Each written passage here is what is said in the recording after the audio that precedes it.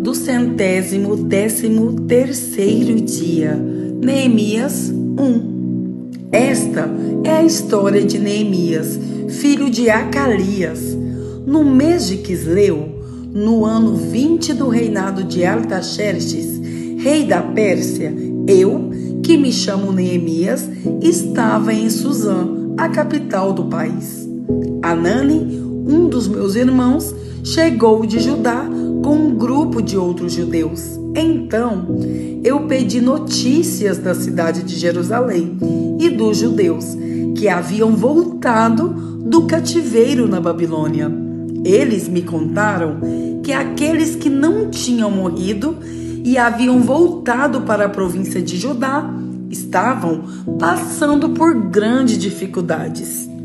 Contaram também que os estrangeiros que moravam ali por perto os desprezavam. Disseram finalmente que as muralhas de Jerusalém ainda estavam caídas e que os portões que haviam sido queimados ainda não tinham sido consertados. Quando ouvi isso, eu me sentei e chorei. Durante alguns dias, eu fiquei chorando e não comi nada e fiz a Deus esta oração.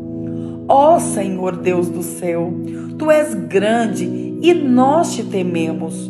Tu és fiel e guardas a Tua aliança com aqueles que te amam e obedecem aos Teus mandamentos. Olha para mim, ó Deus, e ouve as orações que faço dia e noite em favor dos Teus servos, o povo de Israel. Eu confesso que nós, o povo de Israel, temos pecado. Os meus antepassados e eu temos pecado.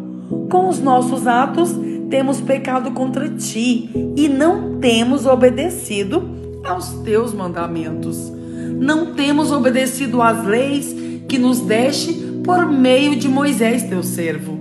Lembra agora do que disseste a ele. Se vocês, o povo de Israel, forem infiéis a mim, eu os espalharei entre as outras nações. Mas, se depois disso vocês voltarem para mim e obedecerem aos meus mandamentos, eu os trarei de volta para o lugar que escolhi para lhe ser adorado, mesmo que vocês estejam espalhados pelos fins da terra. Senhor, estes são teus servos, o teu povo. Tu os livraste do cativeiro com o teu grande poder e com a tua força. Ouve agora a minha oração e as orações de todos os outros teus servos que têm prazer em te adorar. Faze com que eu tenha sucesso hoje e que o rei seja bondoso comigo. Nesse tempo, eu estava encarregado de servir vinho ao rei. Neemias 2.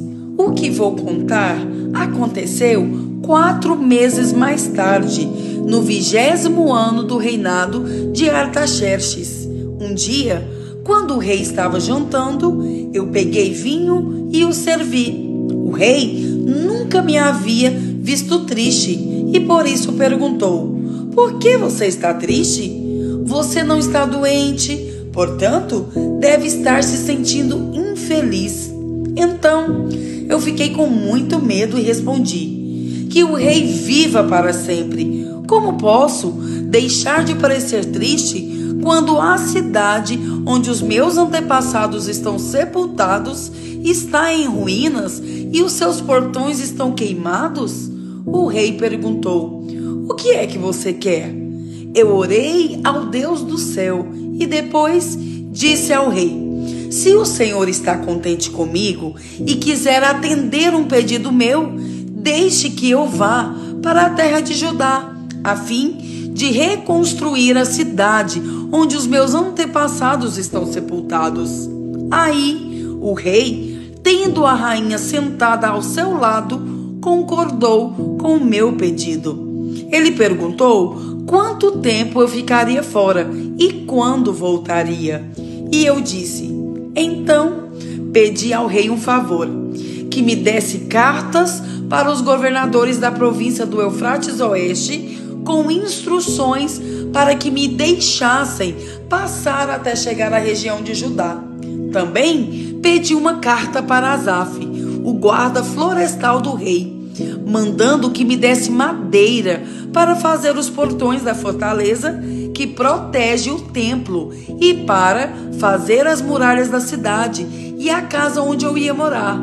E o rei me deu tudo o que pedi, porque Deus estava comigo. O rei mandou que fossem comigo alguns oficiais do exército e uma tropa da cavalaria. Então, eu viajei para a província do Eufrates Oeste e ali entreguei aos governadores as cartas do rei. Mas Sambalate, da cidade de Bet-Horon, e Tobias, um oficial do país de Amon, ficaram muito zangados quando souberam que alguém tinha vindo para ajudar o povo de Israel. Eu cheguei a Jerusalém e durante 3 dias não contei a ninguém o que pensava fazer pela cidade, de acordo com o que Deus havia posto no meu coração. Eu me levantei no meio da noite e saí, junto com alguns dos meus companheiros. Só levei um animal, o jumento que eu montava. Era noite quando eu saí da cidade pelo portão do vale, no oeste, e fui para o sul, passando pela fonte do dragão, até o portão do lixo. Conforme andava, eu ia examinando as muralhas da cidade que haviam sido derrubadas e os portões que haviam sido destruídos pelo fogo. Então, virei para o norte e fui para o portão da fonte e para a represa do rei. Mas o jumento não pôde encontrar lugar para passar pelo entulho. Por isso, fui até o vale do Cedron e passei por ele, sempre olhando para as muralhas.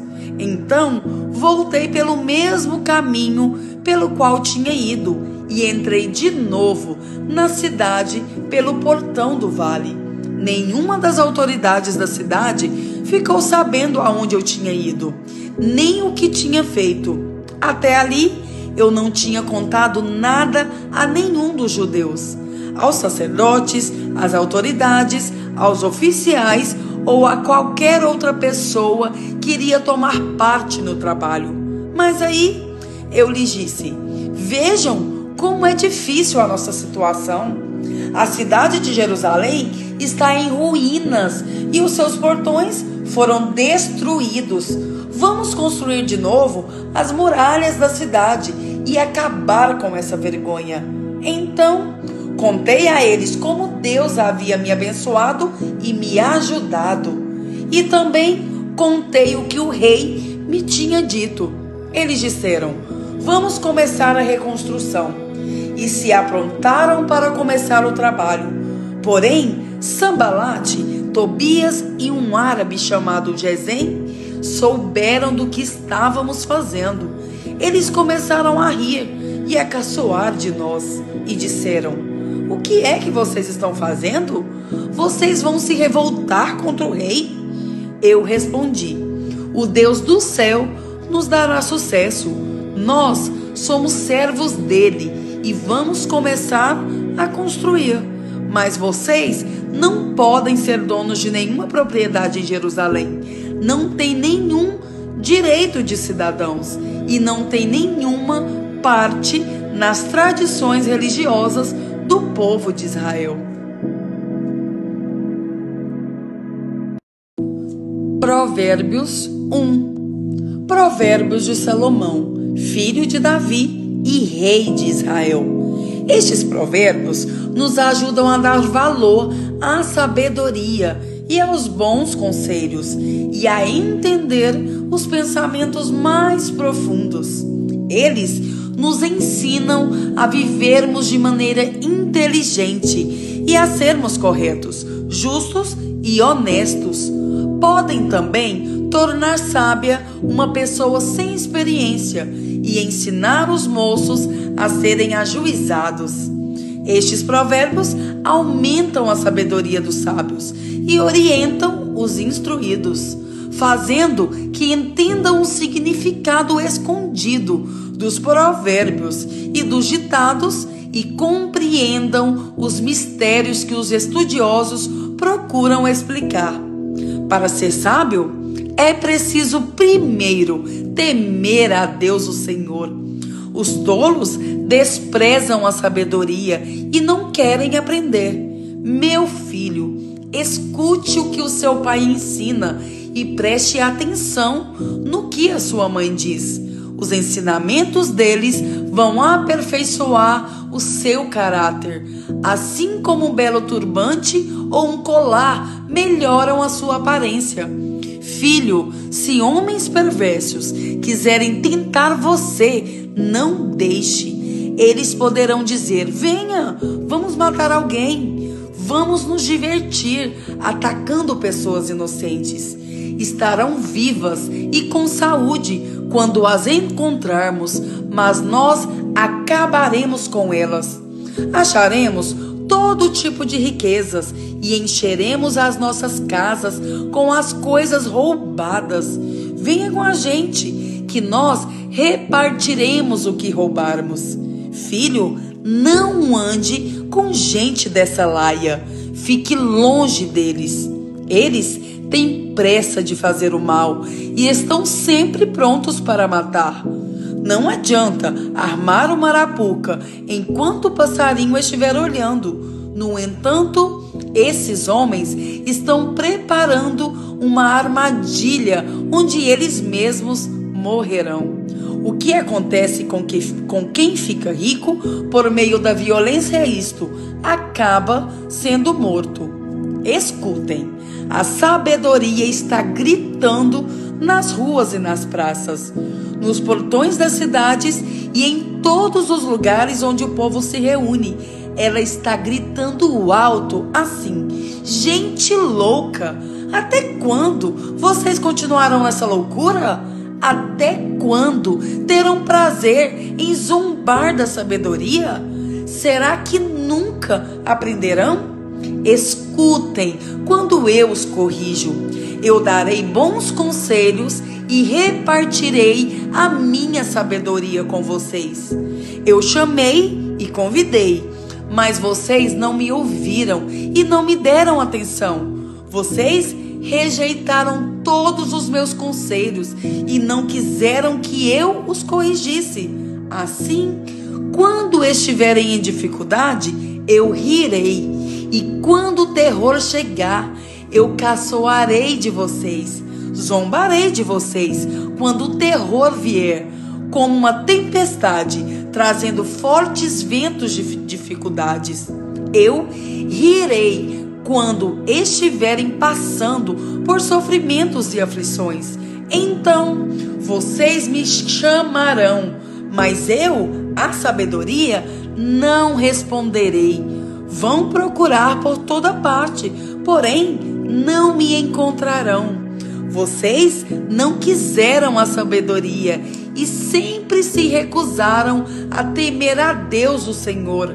Não aceitaram os meus conselhos, nem prestaram atenção quando os corrigi. Portanto, receberão o que merecem e ficarão aborrecidos com as coisas que fizeram. Os tolos morrem porque rejeitam a sabedoria. Os que não têm juízo são destruídos por estarem satisfeitos consigo mesmos. Mas quem me ouvir terá segurança, viverá tranquilo e não terá motivo para ter medo de nada.